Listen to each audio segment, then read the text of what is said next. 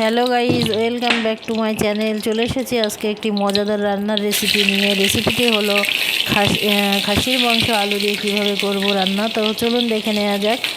ফার্স্টে আমি কড়াইতে তেল দিয়েছি, তেলটা গরম হলে আলুগুলোকে ছেড়ে দিয়েছি, দিয়ে তারপরে একটু আলুগুলোকে ভালো করে ভাজা করে নেব। নাড়তে থাকলাম আলুগুলো, তারপরে লবণ দিয়ে দিয়েছি একটু হালকা করে।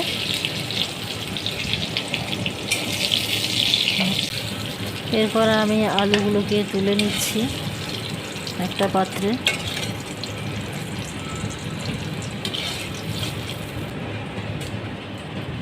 এরপর কড়াইতে আবার একটু তেল অ্যাড করে দিলাম, দিয়ে তেজপাতা আর শুকনো লঙ্কা ফোড়ন দিলাম, দিয়ে একটু নাড়তে থাকলাম ভালো করে।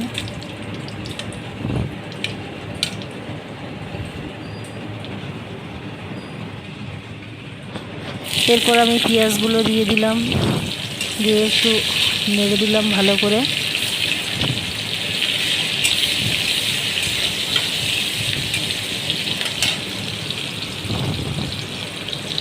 এরপর আমি আবার বাটিতে কিছু লেগে থাকা পেঁয়াজ ছিল, সেটাকেও একটু দিয়ে দিলাম।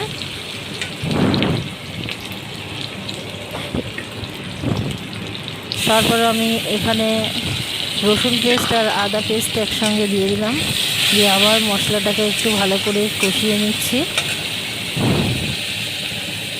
এখানে পেঁয়াজ আর রসুন আদা মানে মশলাটা আর কি ভালো করে লাল লাল হয়ে গেছে, মাংসটাকে ছেড়ে দিয়েছি।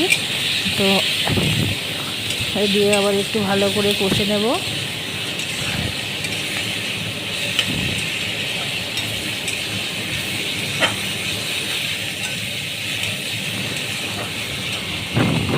এরপর আমি এখানে টমেটো পেস্ট দিয়ে দিলাম 1 চামচ মতো, দিয়ে আবার একটু মাংসটাকে নাড়াচাড়া করে নেব ভালো করে।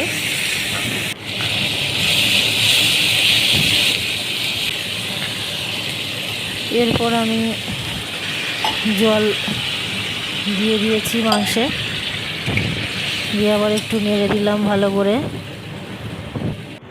এবার আমি মাংসটাকে ঢাকা দিয়ে দিয়েছি। এবার ঢাকনাটা তুলে দেখলাম 15 মিনিট পর, দিয়ে মাংসটাকে একটু নেড়ে দিলাম ভালো করে, দিয়ে আলুগুলো দিয়ে দিলাম মাংসের ভিতরে।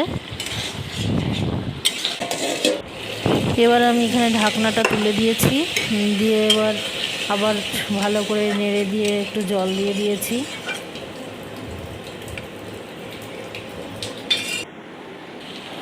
এবার আমি লঙ্কা গুঁড়ো দিয়ে দিলাম যাতে একটু কালারটা ভালো হয়, ওই জন্য। এরপর আমি জল দিয়ে দিয়েছি, আর এর লবণটা কম হয়েছে বলে একটু হালকা করে লবণ দিয়ে নেড়ে দিলাম। আমার রান্নাটা তো এখানে কমপ্লিট হয়ে গেছে। ভিডিওটি যদি ভালো লেগে থাকে তাহলে লাইক, কমেন্ট, শেয়ার করবেন। Tata, bye bye.